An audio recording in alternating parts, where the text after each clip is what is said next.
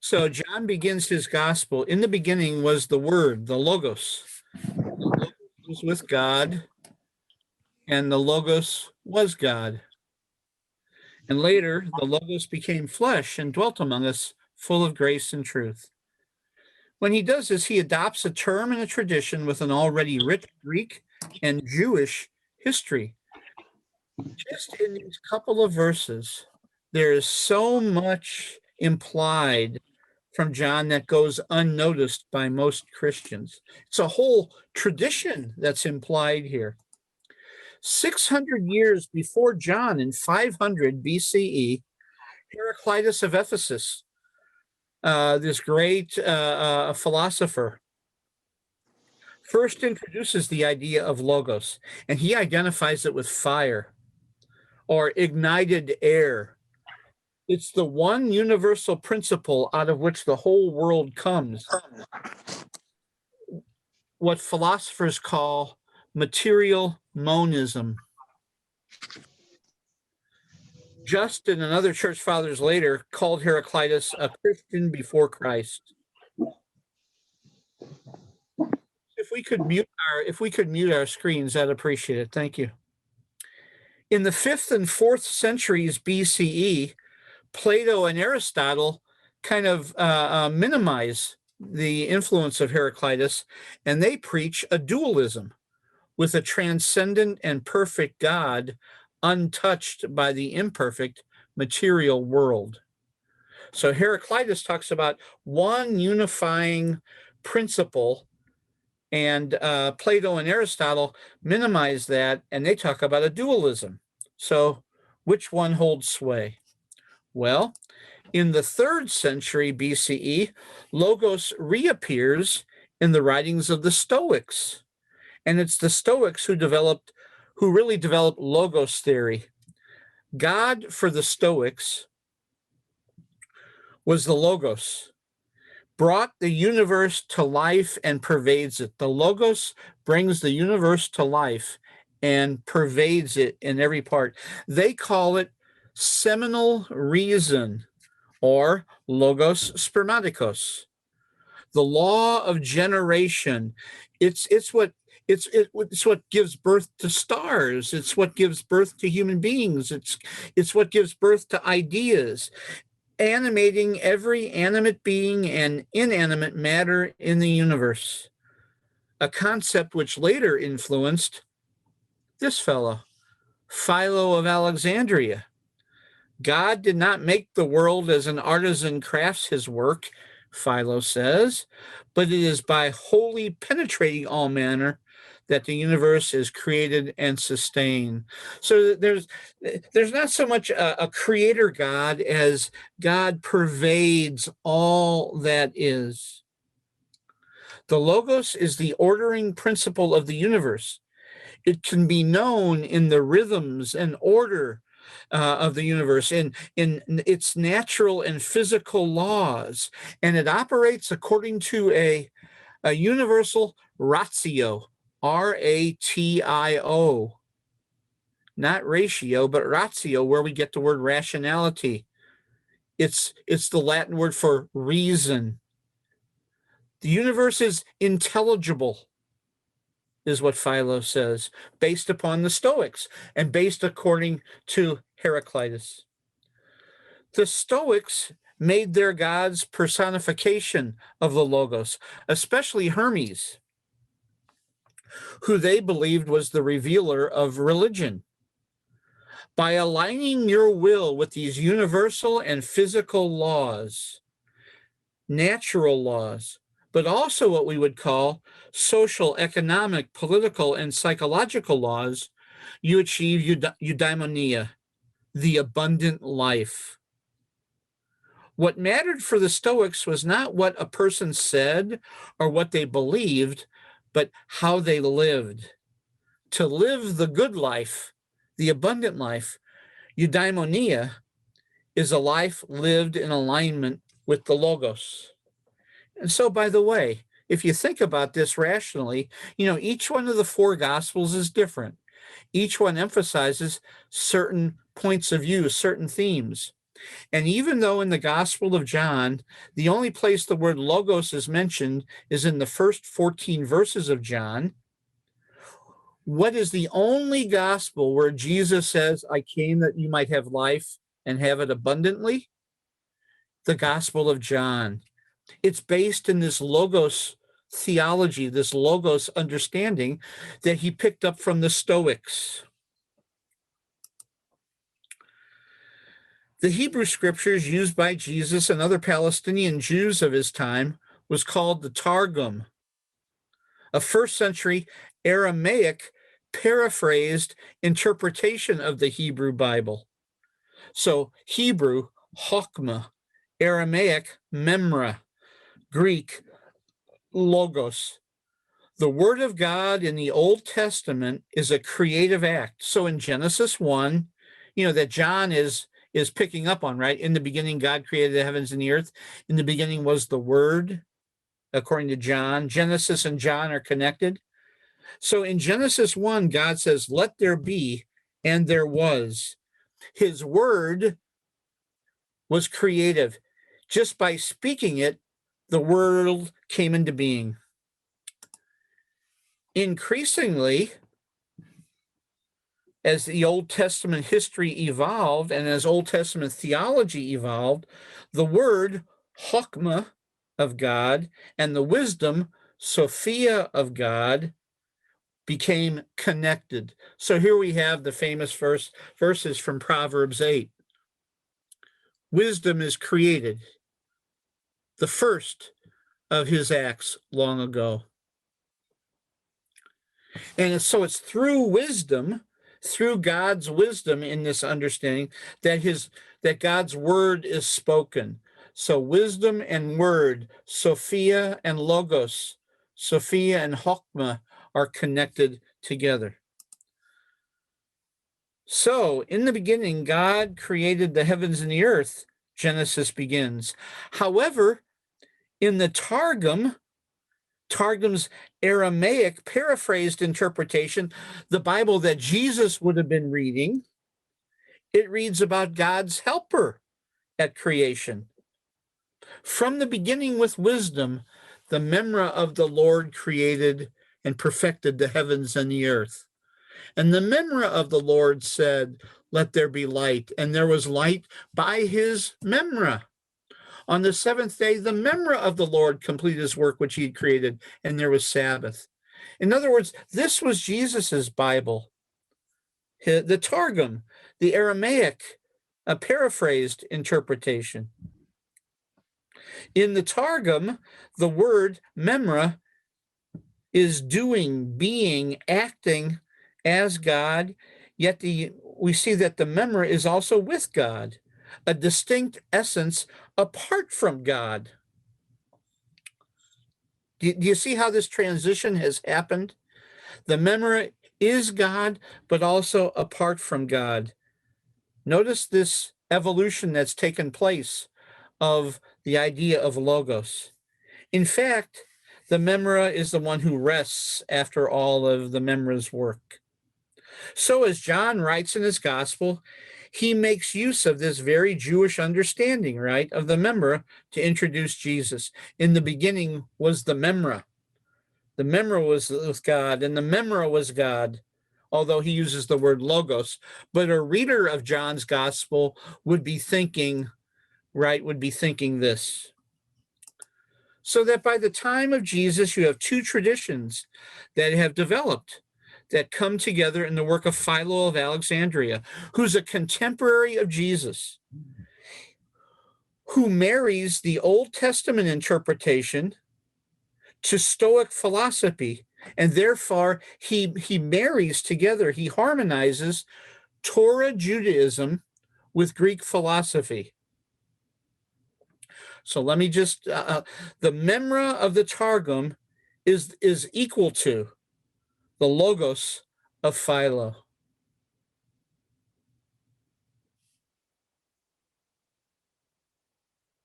And here's how Philo solved the problem of marrying radical monotheism in the Jewish tradition, only one deity, and the radical dualism the human and divine order infinitely distant from each other, passed down from Plato and Aristotle. You see how what he's trying to do is marry together two distinct understandings: radical monotheism of Judaism, radical dualism of Plato and Aristotle. This is how he does it. The Father who engendered all has given to the Logos the signal privilege of being an intermediary between the creature and the Creator. It's neither without beginning, as is God, nor begotten, as human beings are, but an intermediary between these two extremes.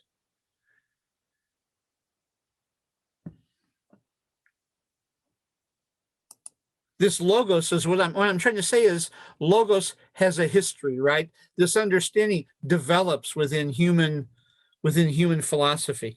John then and the church fathers take Philo one step further.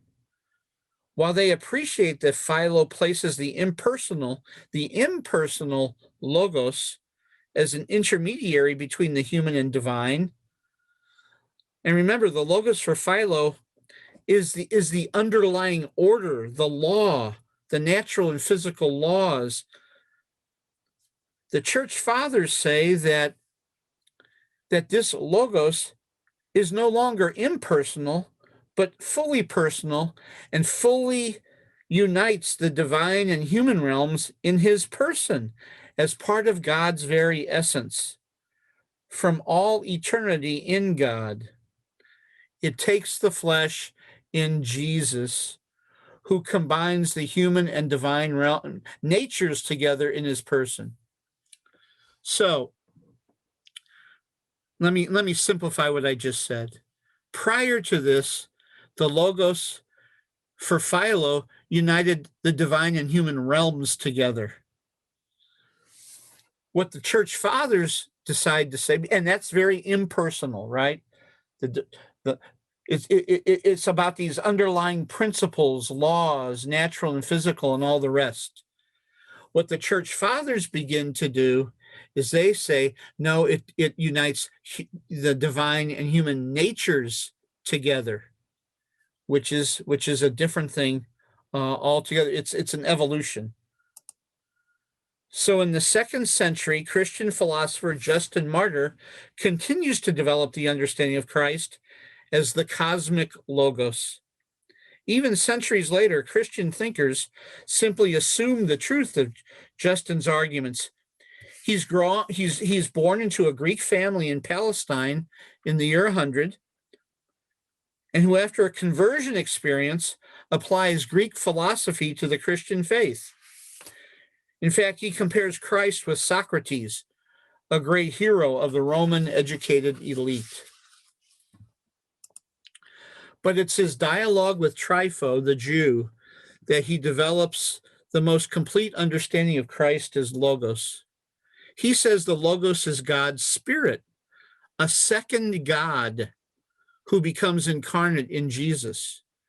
He was the first one who applies Heraclitus's metaphor of fire to the relation of Logos and Spirit to the Father. It's kind of a precursor to the later description of the Trinity, 2 centuries later.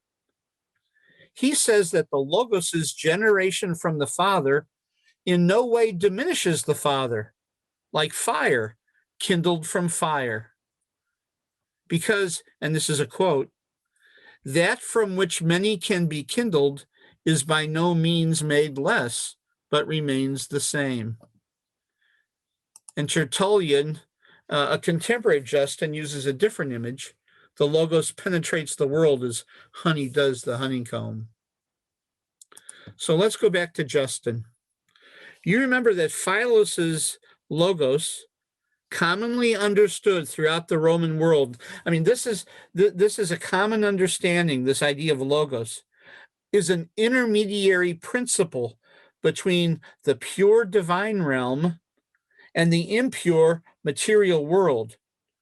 What Justin does is take what John introduces in the first verses of his gospel, but then never again mentions, and develops it within the framework of Hellenistic philosophy. That is who we mean when we Christians speak of Christ. He is the cosmic logos known to the Greeks. Justin is a seminal figure in the logos Christology. So again, this logos, when I say this now, I mean the Son or Christ, Justin says, was in the world before Jesus and after Jesus too. So the Son or Christ exists, the Logos exists before Jesus and exists after Jesus, but comes into the flesh in Jesus for 33 years. The Logos, Justin says, spoke through both Jewish prophets and Greek philosophers. Justin resurrected the Stoic term logos spermatikos, the seed of the Logos, in every human being and the source of all truth whenever it's understood and uttered, no matter the source.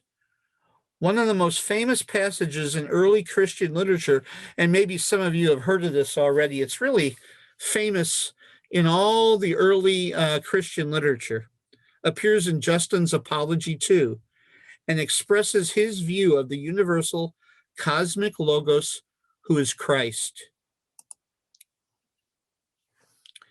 If some should accuse us as if we held that people born before the time of Christ were not accountable to God for their actions, we shall anticipate and answer such a difficulty. Okay, but here's the point.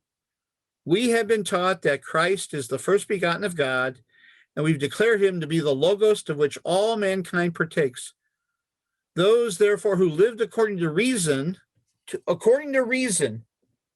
were really Christians, even though they were thought to be atheists, such as among the Greeks, Socrates, Heraclitus, and others like them. What's he saying here? What's he saying in language maybe seems exclusive to us, but it was extremely inclusive in his time. He uses the cosmic logos to explain why Christians could embrace all truth as God's truth, no matter where it came from. If it came from scientists, philosophers, if it came from Christians or non-Christians, no matter where it came from, truth was truth. And this is why Christians could believe in and worship Jesus and God without rejecting monotheism. It's ingenious. It's ingenious. Christ as the universal logos before Jesus as God's Son, just as fire taken from fire. The same Christ is the universal logos, the source of all truth, beauty, and goodness. But Justin also said, and he's a man of his time, that only Christians knew the Logos fully because he became flesh in Jesus. Here's the point. In this way, Justin establishes Logos Christology that planted the seeds of the Trinity, of belief in the Trinity 2 centuries later.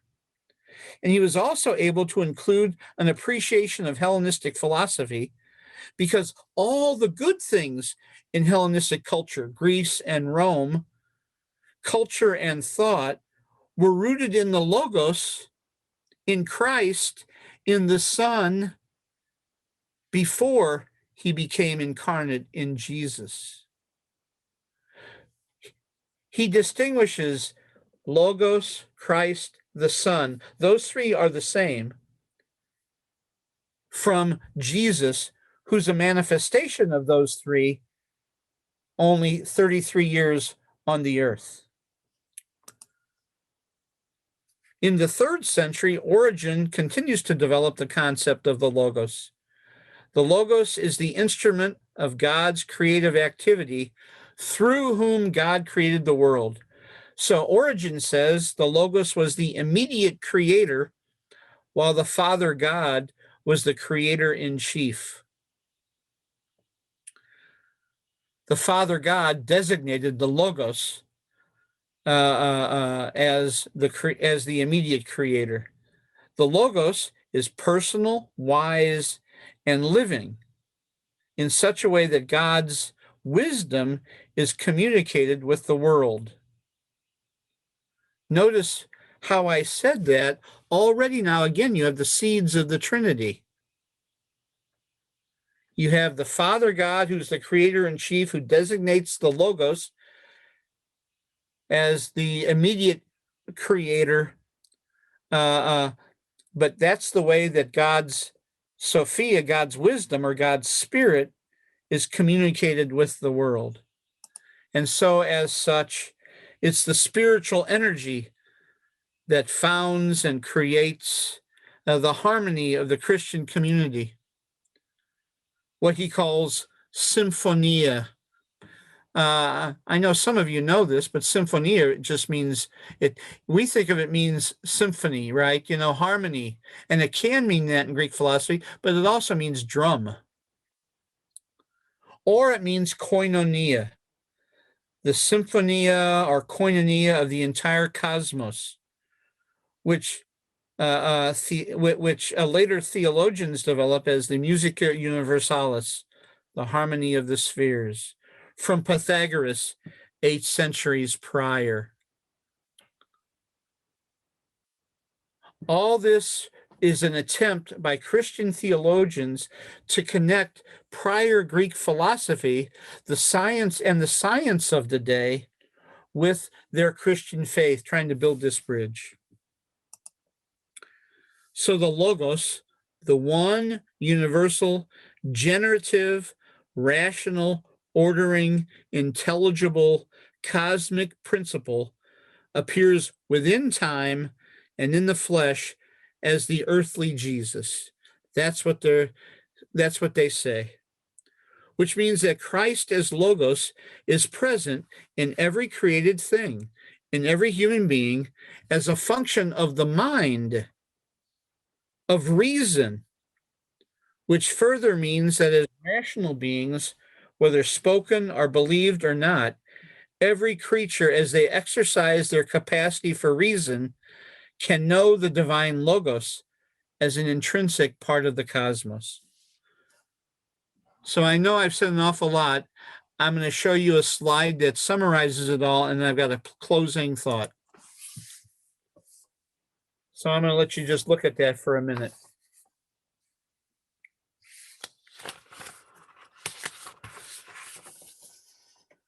And of course, I'll send all of this to you shortly after class.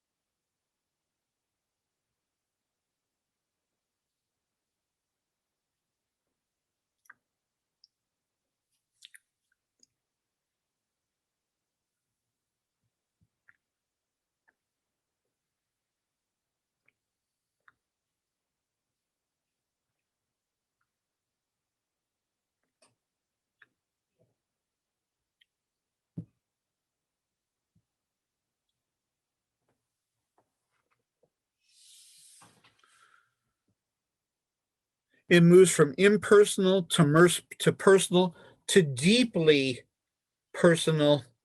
And again, so deeply personal that it embraces the impersonal as well, so that there's no distinction between personal and impersonal. It embraces the entire cosmos. Hence, you have the cosmic Christ present in the historical Jesus.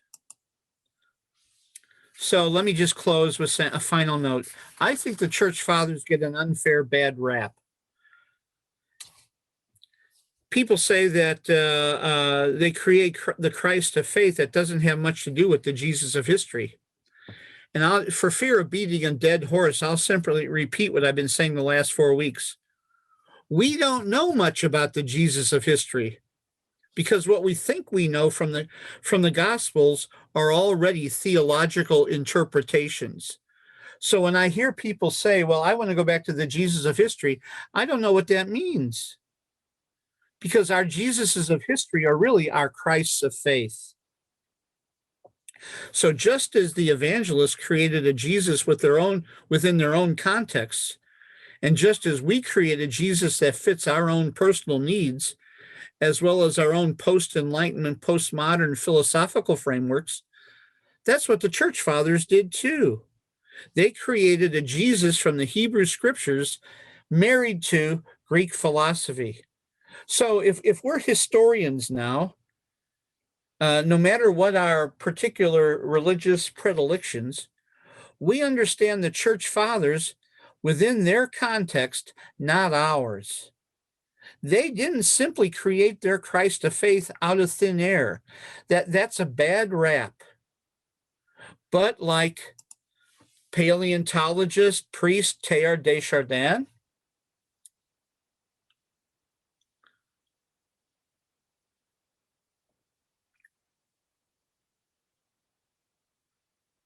who was a priest and scientist, and so tried to bridge between his faith and his scientific understanding and discoveries. Like Barbara A. Holmes in her work.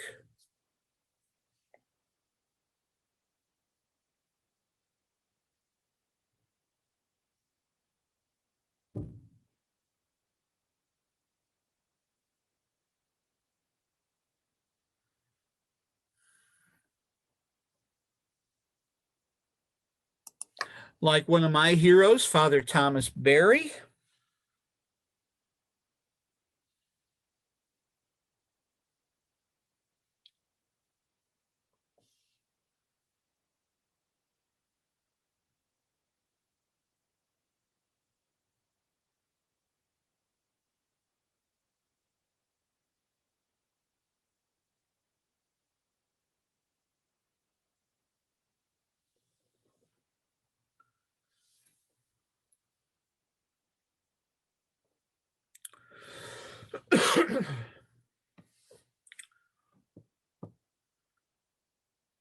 And by the way, I could have included one with whom you all are familiar, and that's Richard Rohr, Father Rohr.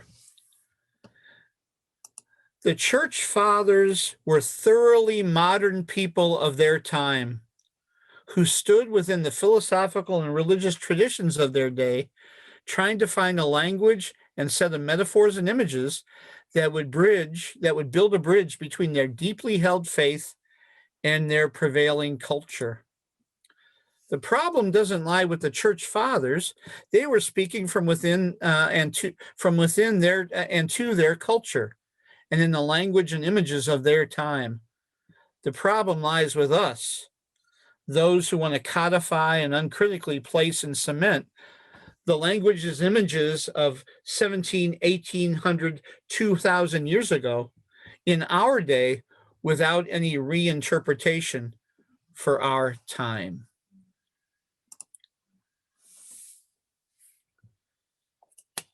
So there you go. There was an awful lot there, but that gives sort of a sense of this idea of cosmic Christ and where it came from. Christ is Logos. All righty, gang, where would you like to jump in?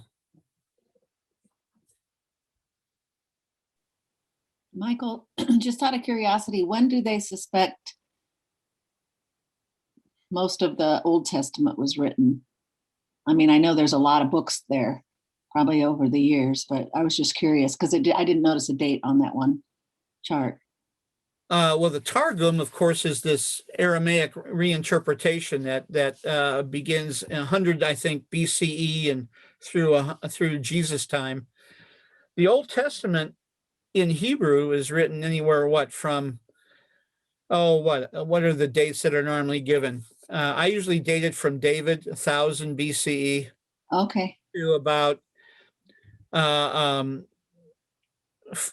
400 or so BCE. Now, a couple of the wisdom books are written later than 400, but the main corpus of the Old Testament is written within that 600-year period. But the Targum, this Aramaic reinterpretation really provides a bridge, and that's the Bible. That's the Old Testament this Aramaic paraphrased reinterpretation. It'd be like, I hate to use this, but those of you who hang around churches and know the message, the Targum was sort of the message of the day. It had interpretations built into it, right? It wasn't just a strict translation. It was in the vernacular of Jesus' time.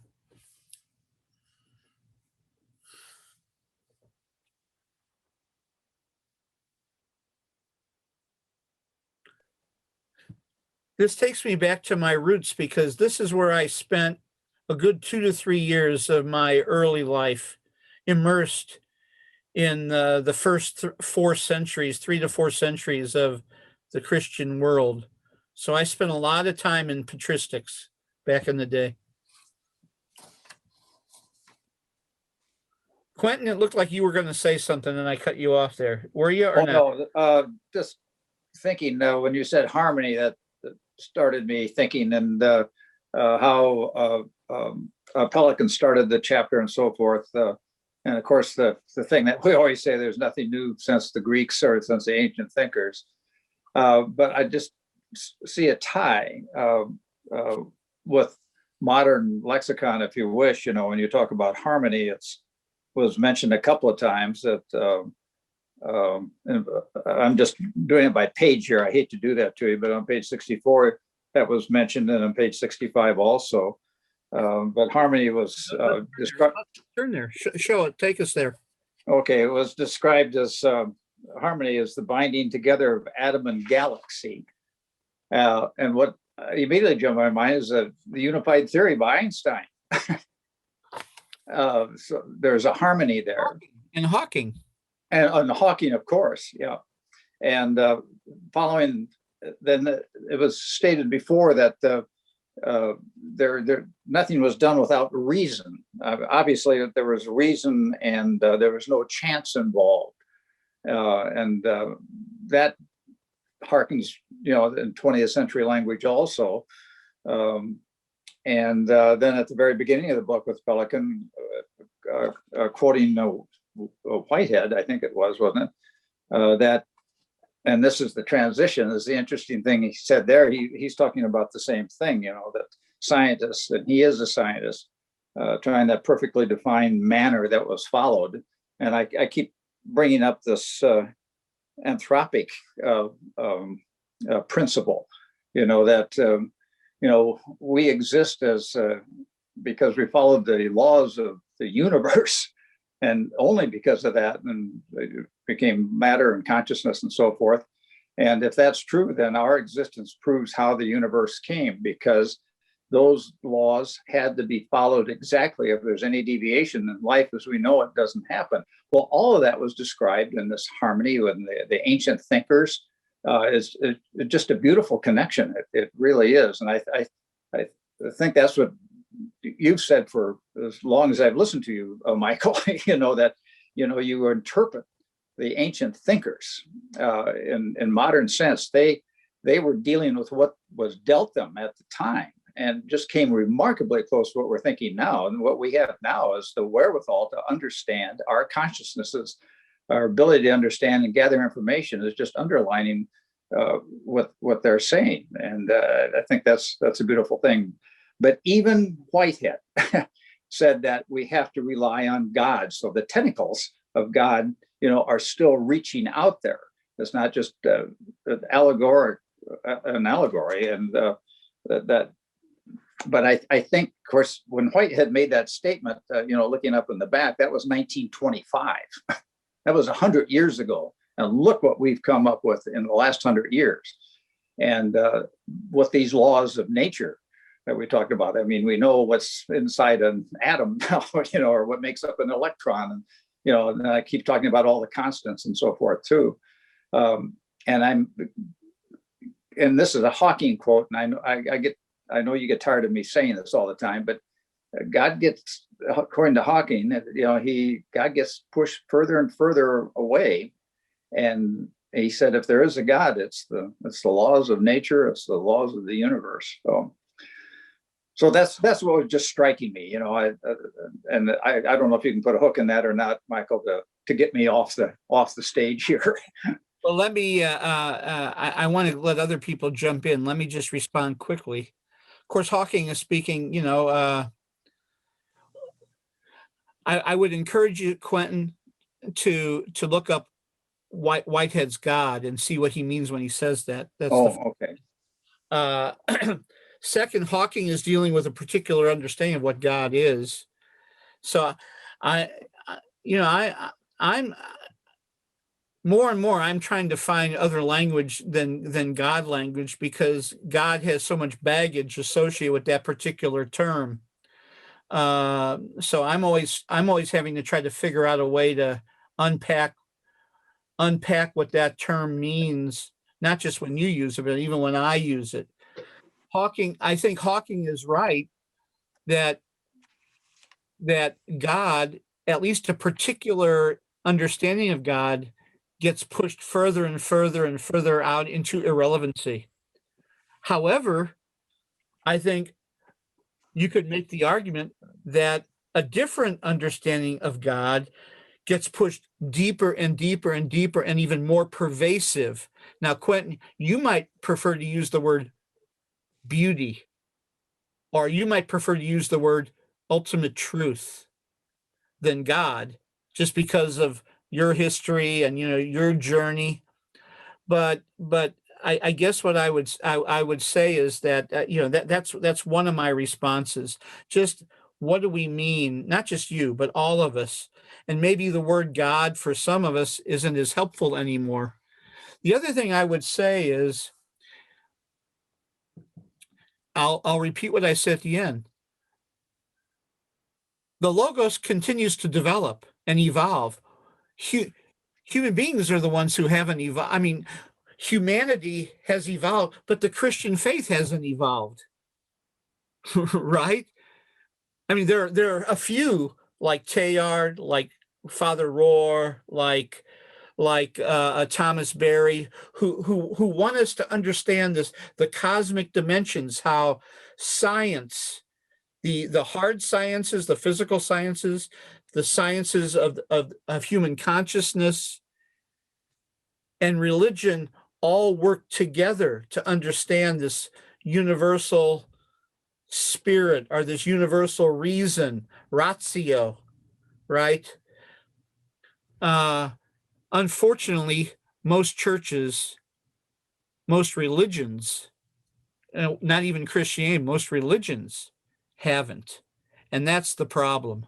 And that's why we should be on the vanguard. Those of us who understand this view of religion, we should be on the vanguard of trying to bridge these seeming divides that aren't divides at all. So sorry for the little sermonette, but who else wants to jump in here?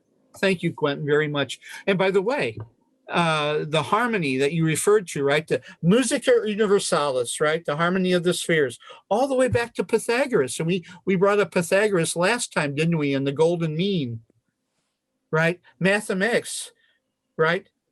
Descartes talks about mathematics as the queen of the sciences. And what's the queen of mathematics? Algebra. Of course, I'm an old algebra teacher. But how everything is tied together in this perfect beauty, perfect order. And Heraclitus builds on Pythagoras and talks about this as the logos spermaticos, right? Anyway, I mean, it's all back in the classical world. It builds, and the church fathers are a part of this dynamism that ties together Greek philosophy with their faith. Would that it were that way today more, Anyway, go ahead. Who else wants to jump in? I'd throw a monkey wrench in on the defense of the church fathers.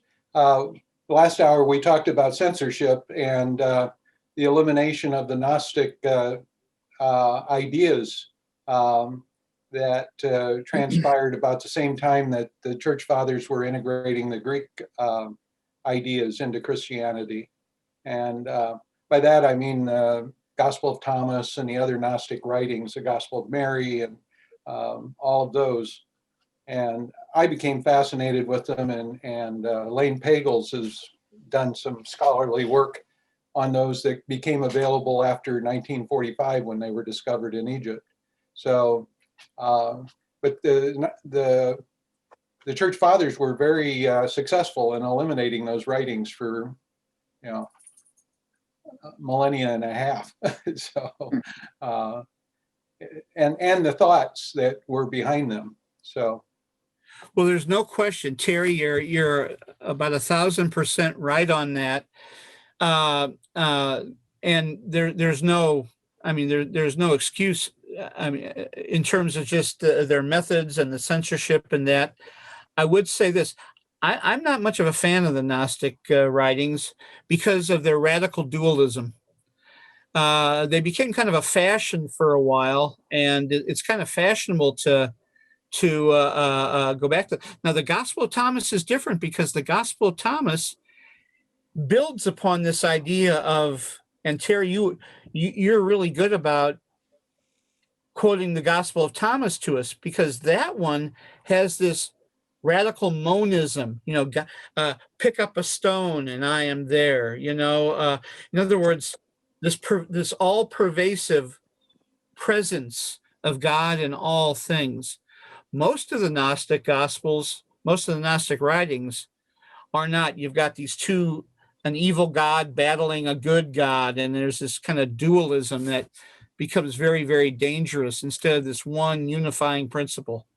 But having said that, I couldn't disagree with you, Terry, that there was this sort of censorship is really the nicest word that you could have chosen, because yeah, it got really worse than that. So yeah, there's no excuse there. I mean, there's no excuse for that. That's for sure. Matt, go ahead.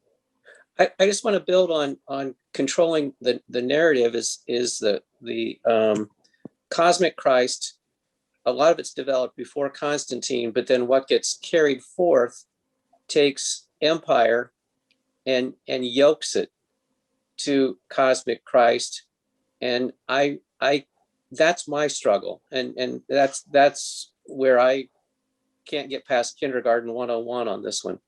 And when I think back of the hook that Justin Martyr used was essentially a couple passages in John. The play I would love to see someone write is a conversation between Justin Martyr and Matthew, the authors of Matthew, Mark, and Luke. And my understanding of Mark ending before the final couple chapters. Because I think, I agree, we don't have a historical Jesus, but we do have Matthew, we have Mark and Matthew, Luke, and then we have John, and then we have Justin Martyr, and then we have Cosmos Christ. And they get yoked to power. And it's just it goes back to the first hour, Michael. It's where's who controls the narrative? Absolutely. And I won't give a little sermon out on this one other than to say, notice where I ended. I ended in the 3rd century. Constantine shows up in the 4th century, and so you rightly, and then Terry talked about this too, that then it becomes law. It's not just theologians in the churches who are marginalizing these people at best. Then it becomes state law, right? And then boom. And to me, that going back to Quentin's comment about harmony is, on the one hand, you have all the cosmos and the universe and the creation story, but then you have the reality of human interactions, and what we do as humans in power with our paradigms we have of that which is ultimate and beyond naming.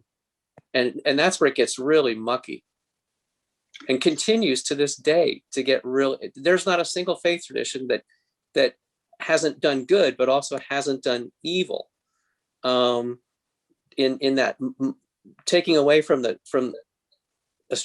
gigantic stuff back down to the interpersonal and the relationship aspect. Thank you, man. Power. That's what you said last week, Quentin. Yeah, Tony. you're I was muted. gonna, I was gonna kind of say the same thing, because that's where, when you made that statement that the founding fathers got a bad rap kind of thing, was that, the power, and what they did what,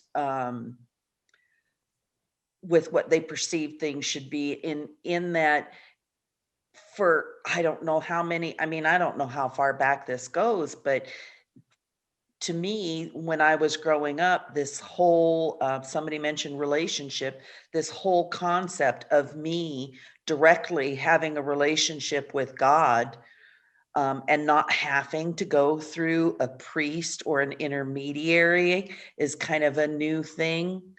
I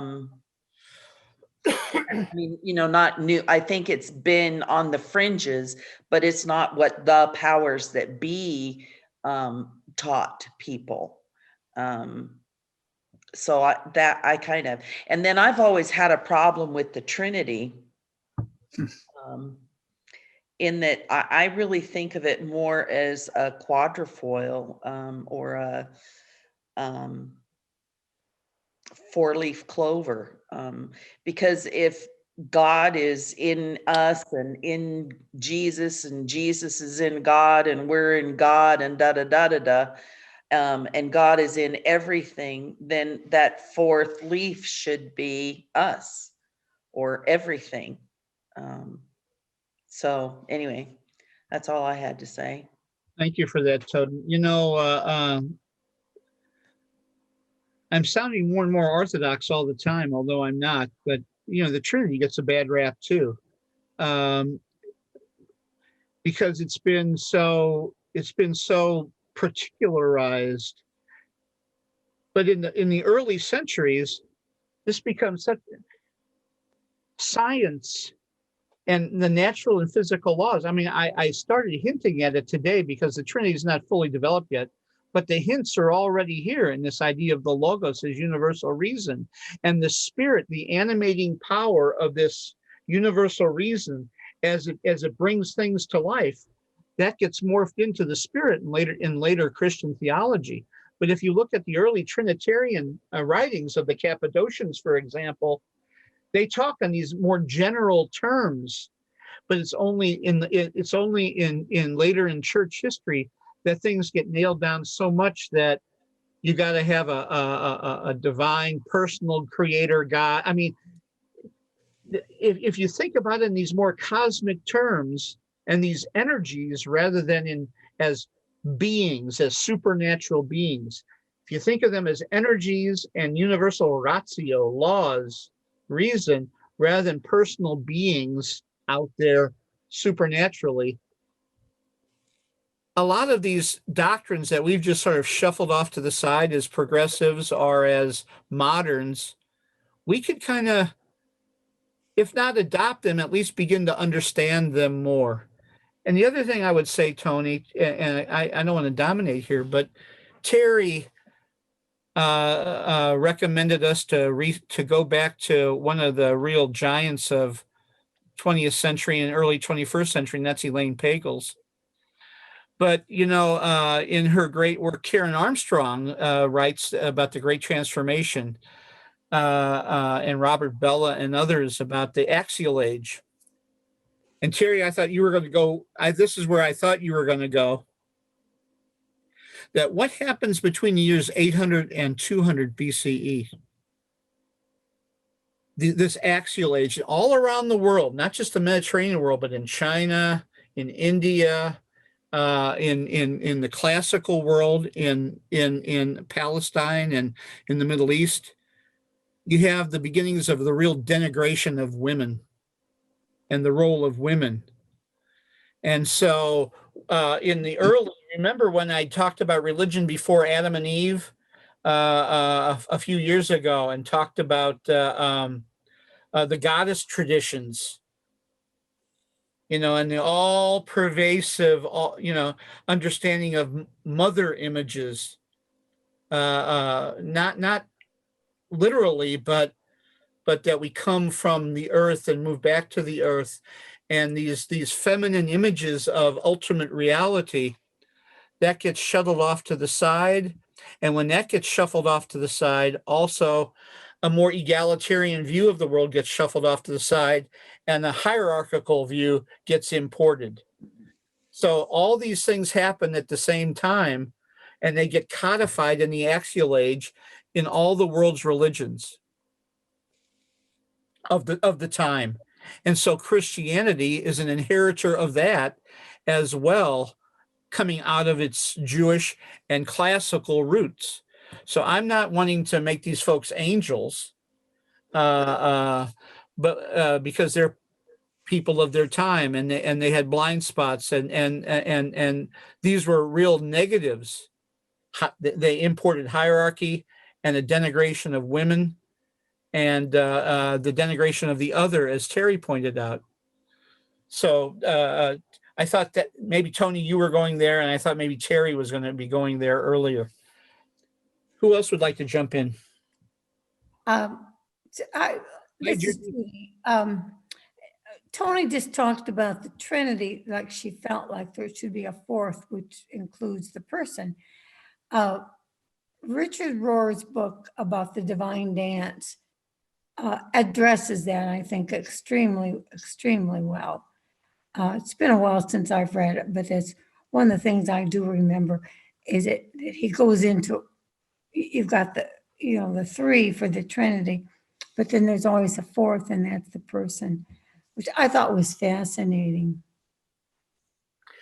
That's an important reminder, Judy, and thanks for jumping on in, and give our greetings to Frank too. We see your name, but we don't see your faces. So good morning to you all, and thanks for that. Who else would like to jump in?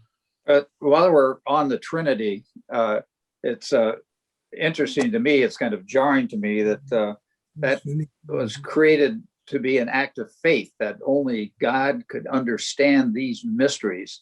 And if it seems incomprehensible, that means that only a God can understand that. Therefore, there must be a God. And like I say, this is jarring for me to say out loud, but that's part of it. And maybe solving some of the problems of the absurdity of God creating a Father, God the Son, creating something that always was and always will be, or the Trinity itself. It becomes a confirmation of faith because of that. That's just a thought, another thought on the Trinity while we're on it. And I know you want to go on to something else. No, but that's important, Quentin. Thank you. Yeah. Who else? On the possible four-way Godhead, Carl Jung and his psychology placed a great value in the feminine. And he got really excited when the Catholic Church talked about the Assumption of Mary. And I guess the date was 1950, but that the Pope declared infallibly in a declaration, whatever those things are called, but it was an infallible decision that Mary was actually added into the Godhead. I mean, so it really expanded the Trinity to include the feminine principle.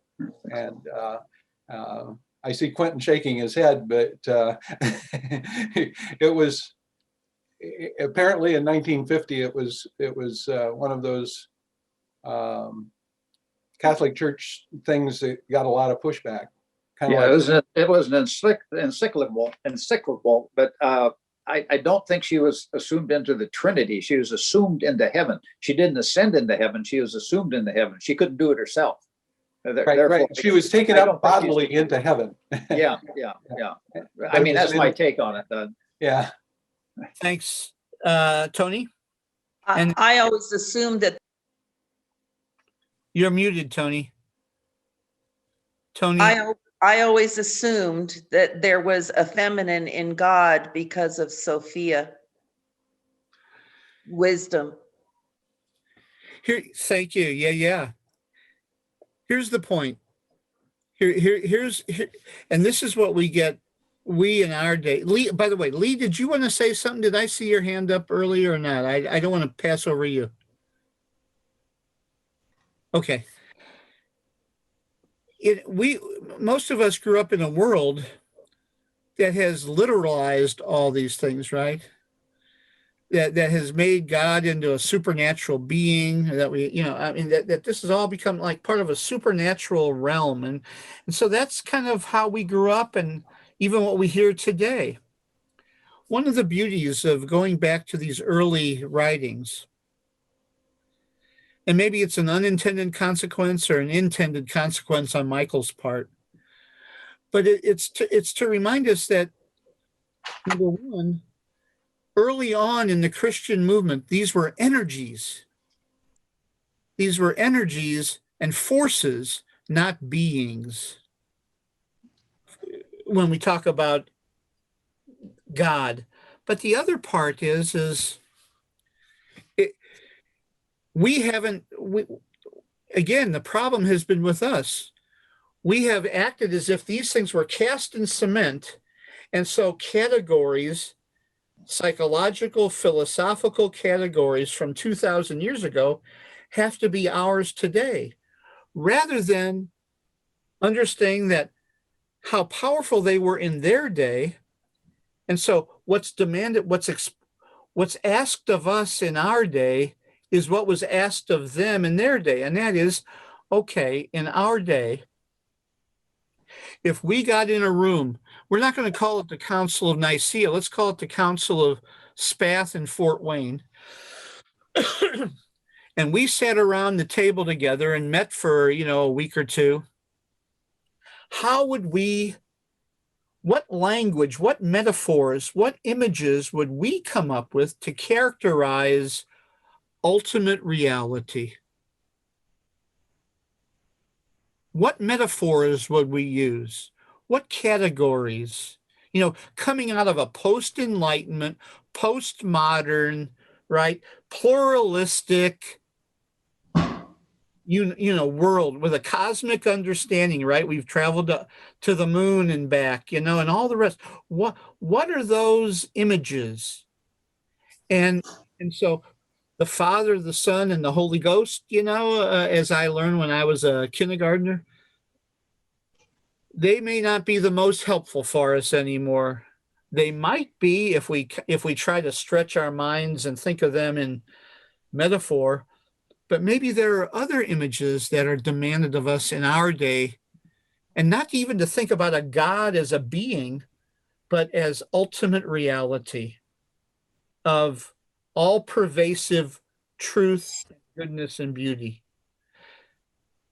That's what they were doing 2,000 years ago, 1,800 years ago.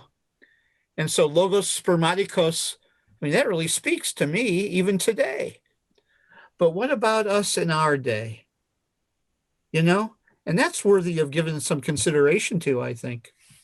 And in light of the conversation of the last couple of hours,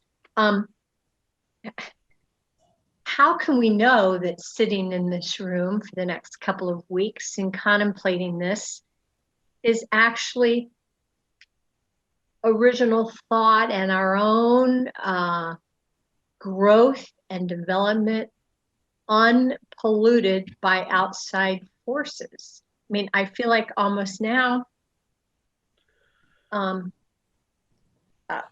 for lack of other words, I would just say, how do we know it's not so Googleized that we can't, how is that going to impact our thinking and growth of thought and advancement of concepts? Yeah. And go ahead. No, that's as far as I can go. Who else? Give me 1 sec.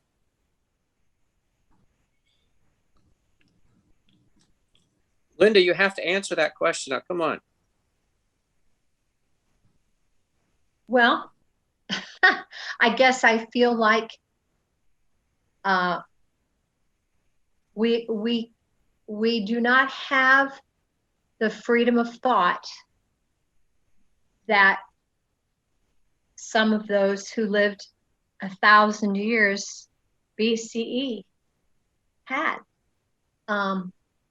They had a clarity that we no longer can access in some ways, I feel.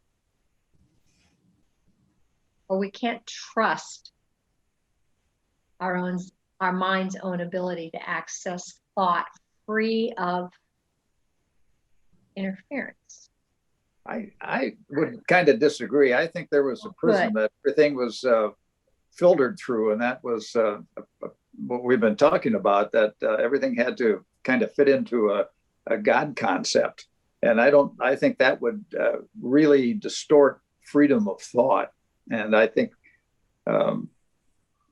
that just occurred to me, Linda. I hate to just, it's just maybe an expansion on what you're saying, but I think maybe each generation, and I think maybe that's what we're doing with this book, has its own prism, and of course we're looking at Christ or Jesus on this, but you're exactly right.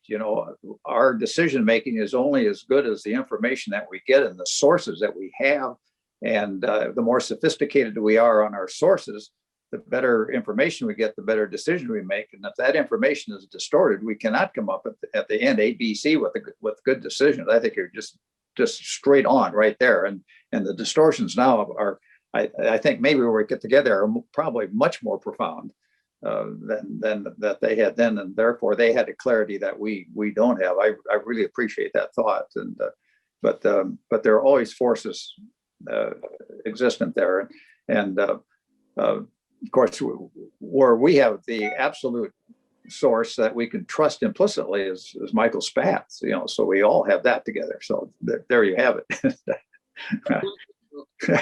Let me try this. I'm getting an A in this course, and I know how to get an A in this course. So there you go.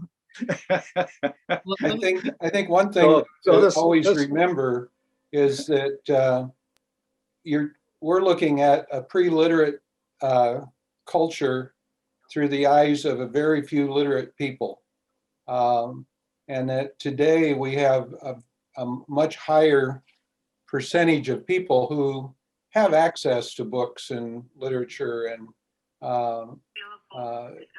it's really confusing, I think. And I think about the Catholic Church and the Greek Orthodox Church. When you go to a Greek Orthodox church, they've got all the stories of the Bible in images throughout the church, because the people that were coming didn't read, or the imagery within a Catholic church, and everything was through the filter of those priests who had access to the secret language of the Latin text. It's kind of interesting the way things get filtered through religion. So, Terry, I want to pick up on what you just said, because that's an important reminder, and Quentin's too, and Linda, your question. Pelican, by the way, Pelican would agree with this, that his analysis is limited, not by his own understanding, but by the material he's looking at.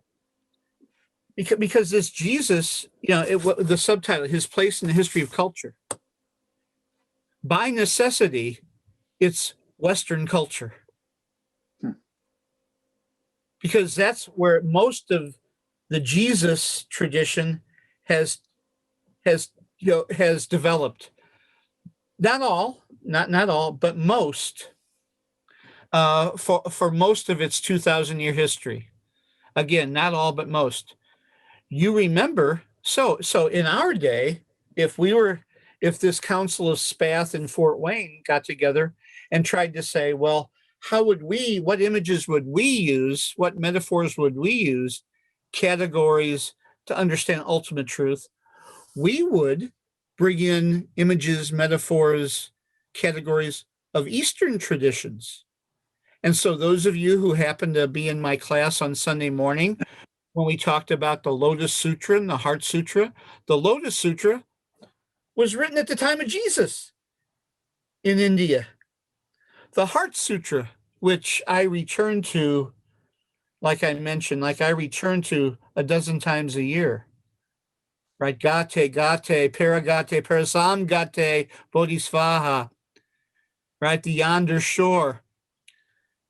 That was written at the time of Justin Martyr and Origin, only in China. This non-dual understanding was written in the subcontinent in the Far East. So we would bring those kind of understandings to our, and we haven't, except for in these few thinkers like Father Rohr, Thomas Berry, the evolutionary spiritual thinkers. So how do you build those bridges, right? Between East and West, between science and Christian theology, but how do you build these bridges? The cosmic Christ, and by the way, you're all right. Shortly thereafter, once it gets wedded to empire, there's a decline, right? And we find it cropping up here and there in the monastic movements. Benedict, Dominic, Francis, of course. Francis has got this kind of cosmic understanding. Luther, the historical Luther, although with problems. But anyway, et cetera, et cetera. We find it cropping up here and there. The Spanish Catholic mystics, Hildegard and Mechthild and others. But it gets lost in the West, doesn't it? It gets lost in the West. Yep.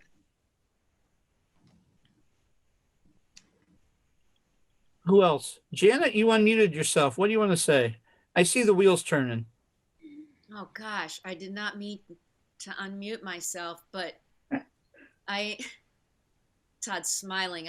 I ran out of power upstairs, so I had to come downstairs. So I'm kind of in Todd's office and he's working, but he's not talking. So I just would share this, guys, and I'm kind of new to the class.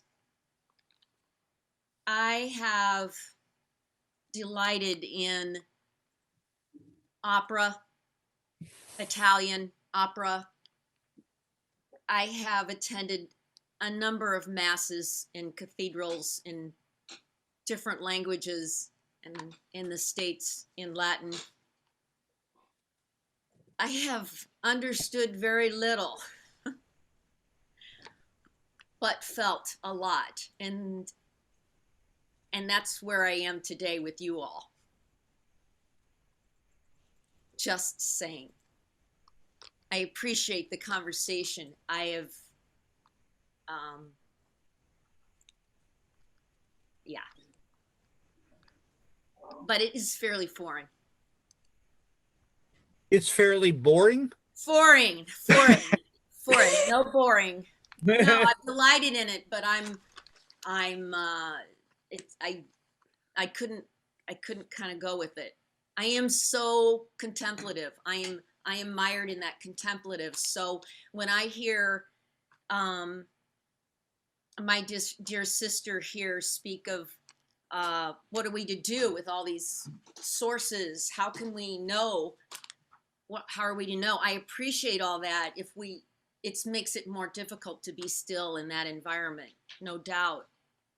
But I am mired in this co-creator thing. And so for me, I seek that silence in order to understand. I can't explain, and I've embraced that. I don't know what that is. A naivete, perhaps. But it's kind of how I'm rolling at this point in my life. Thanks, Janet. Well, this Logos Christology, that this becomes the heart. I mean, this is the theological, almost mystical heart of the early church fathers that has given rise to a whole contemplative tradition, in addition to, the Desert Fathers and Mothers and others. But this provides sort of the grist, right? The grist for that. Eugene, did you have your hand up? Well, I was just doing the Vulcan sign. I think that applies. But you're making fun of me. I got Dupuytren's right now, and I can't do any of that stuff. Oh, okay, okay. But I've kind of given up on trying to the idea that I'll ever come to a point where I understand it all. And I accept that. And I find it very comforting or relaxing for me to just kind of, of course I bring my own stuff to the table, and I'm comfortable with the idea that I'll never understand everything, and that I'm fine with that. Thanks, Eugene. You're seconding Janet's words. Right, exactly. Yeah. Jerry, did I see your hands up, or are you stretching? You're muted, Jerry. I was just stretching a little bit. All righty. Well, gang, it's 12:01. Any final words? Any final comments? My only comment would be to go back to the way we started this hour. So looking at baby Nora and the simplicity and the miracle. I mean, Matt obviously understands conception and pregnancy and delivery and every complication, and has seen thousands of deliveries. And yet the miracle for him is in that one child. And just the simple enormity of that little face, maybe that's where we all need to rest. Well, thank you. I'm thinking, I thank you very much for that. I second that emotion. I'm looking around the screen here, and we all are carrying within us, right? This sort of joie de vivre, this sort of energy that moves us toward greater expansive living, which was the theme of the class today, by the way. Christ is Logos. I'm thinking of Jerry as I'm looking at Jerry in a hospital room, and he's expressing in his own way this inner dynamism. How did you put it before, Jerry? Never, you had about what, a dozen? Never, ever give up. From your mother, right? And so that was it. Yeah, that was imparted from my mother. I'm looking at you. I'm looking at baby Nora. Patty Pendleton just left to get her vaccination. She left early today. And so we're all part of this web, aren't we? This interconnected web of mutuality that is part of this ever expansive thing that we call life. And I'm grateful that we're together on this journey. Peace, Our everyone. humanity. Yeah.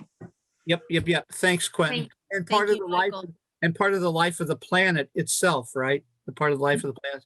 Thanks. Peace, everyone. Yes. Peace. Thank you. Gary, take care of yourself, man. Doing my best. All righty.